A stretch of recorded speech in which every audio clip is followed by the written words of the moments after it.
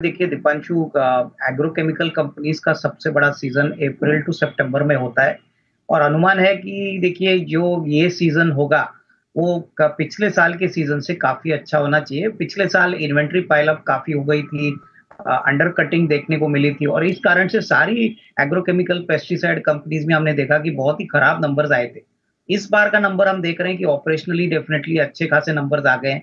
Operationally EBITDA बना है, काम का अगर लॉस की बात करें तो भी वो कम हो चुका है। तो डेफिनेटली टर्न अराउंड शुरू हो चुका है, लेकिन अब प्रॉपर रिकवरी के लिए मेरे ख्याल से आपको और एक 6 से 12 महीने का वेट करना पड़ेगा। बट ओवरऑल मुझे लग रहा है कि इस लेवल से डाउनसाइड पूरी तरह से प्रोटेक्टेड है। यहाँ से मुझे लगता है कि अगले साल की अगर हम बात करें, होपफुली सीजन अच्छा होता है, तो अच्छी खासी बढ़त आपको रैलीज इंडिया के स्टॉक में देखने को मिलेगी। नहीं, मेरे ख्याल से देखिए एविएशन सेक्टर में आने वाले महीनों में और भी थोड़ी अपटिक आपको देखने को मिलेगी, क्योंकि समर सीजन शुरू हो जाएगा तो काफी हद तक एविएशन ट्रैफिक बढ़ भी जाएगा। और मेरे ख्याल से पूरे एविएशन सेक्टर में अगर कोई कंपनी प्रॉफिटेबल है और बहुत अच्छी तरह से मैनेज की गई है तो वो इंटरग्लोब है।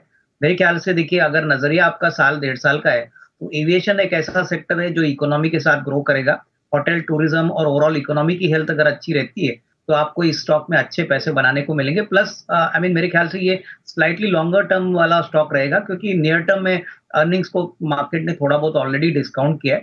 तो जिनके पास है वो होल्ड करें, खरीदने के लिए थोड़ा सा अगर स्टॉक करेक्ट होता है तो ही खरीदने के मौके समझिए।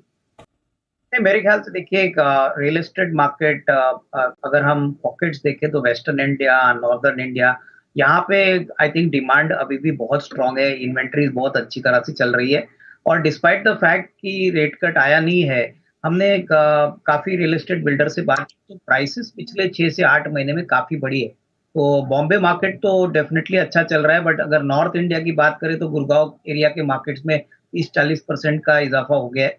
तो मुझे लग रहा है कि मार्केट्स एक्सपेक्ट कर रहे हैं कि आने वाला साल भी रियल एस्टेट के लिए काफी अच्छा हो।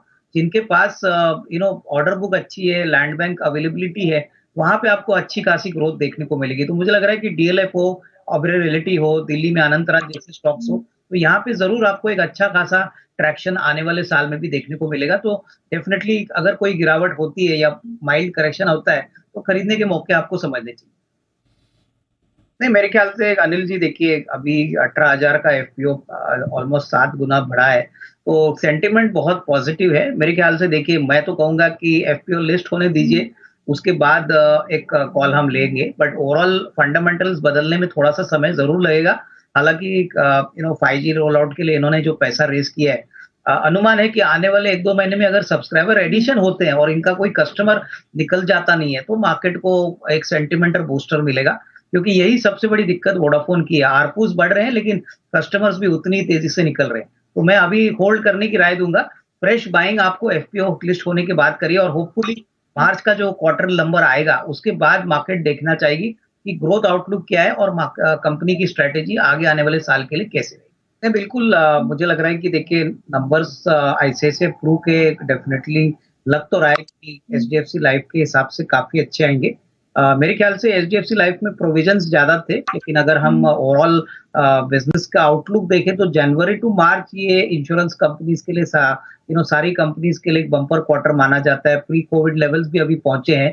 तो मुझे लग रहा है कि नंबर्स आने दीजिए, मैनेजमेंट की कमेंट्री आने दीजिए, उसके बाद एक कॉल हम ले सकते हैं। लेकिन डेफिनेटली लग तो रहा है कि आईसीआईसीआई प्रू के नंबर्स अच्छे आएंगे और इस लेवल से अगर नंबर्स मार्केट के उम्मीद से थोड़े से बेहतर आते हैं तो डेफिनेटली रिजल्ट्स के बाद एक थोड़ा सा अपटिक भी आपको स्टॉक में देखने को मिल सकता है। इनफैक्ट अनिल जी देखिए मुझे लगता है नंबर्स उम्मीद से बेहतर आने की पॉसिबिलिटी है।